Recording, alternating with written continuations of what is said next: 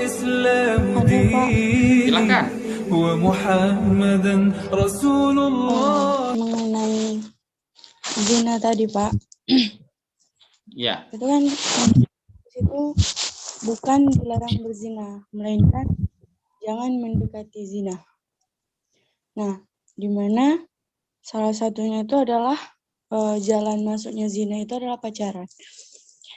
Tapi kita kan yang Bapak bilang tadi ada solusinya itu menikah. Kalau misalnya ada laki-laki yang bertanggung jawab, dia menanyakan nih, kalau misalnya kita jawab itu secara tidak langsung kan bertunangan secara, maksudnya pertanyaan antara laki-laki dan perempuan itu kan dianggap bertunang.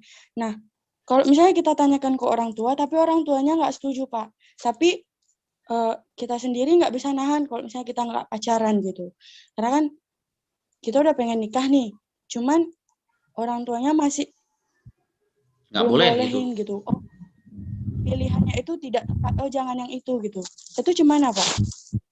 Baik, ini permasalahan yang sering terjadi di tengah-tengah kita, di masyarakat kita umumnya yang seperti ini memang sering terjadi.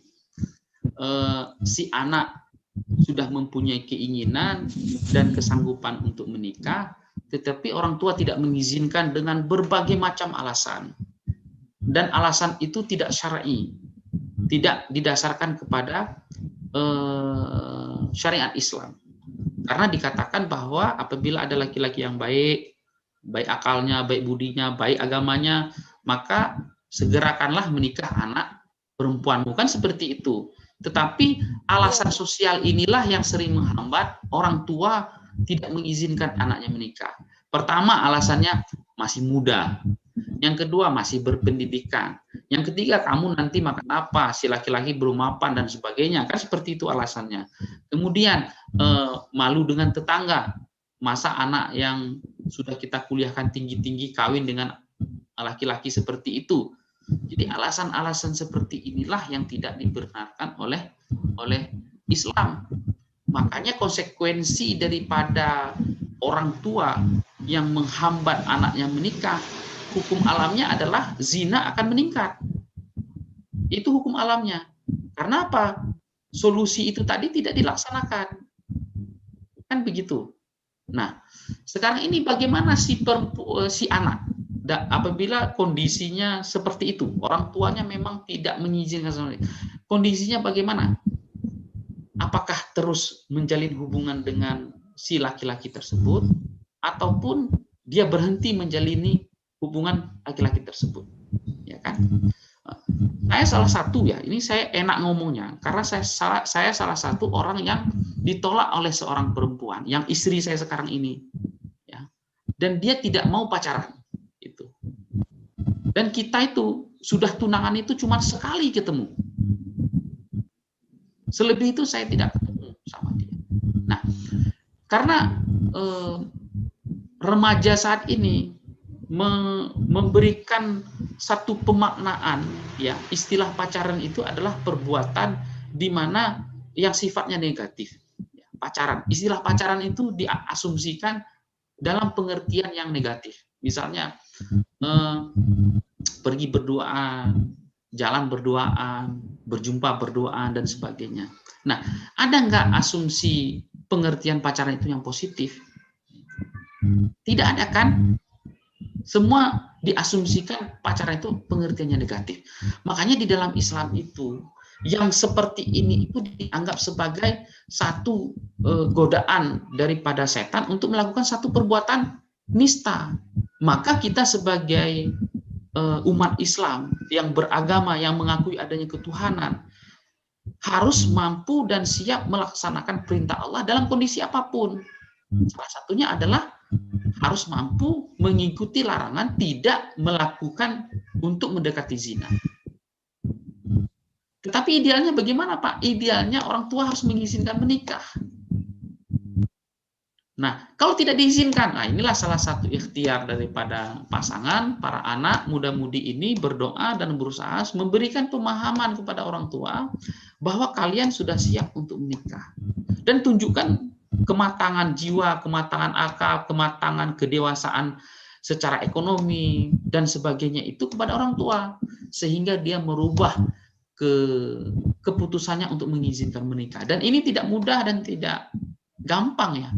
Rata-rata teman-teman saya itu ya semua ditolak untuk dinikahkan alasannya ekonomi.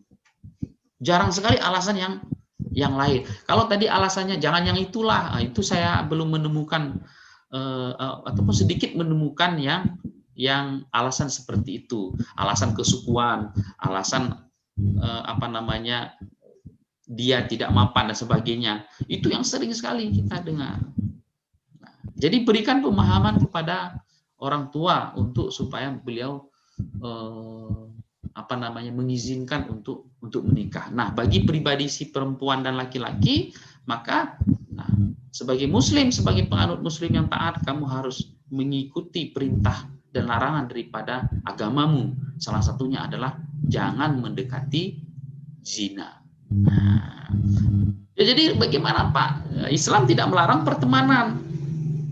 Sejauh pertemanan itu tidak melanggar rambu-rambu daripada hukum agama.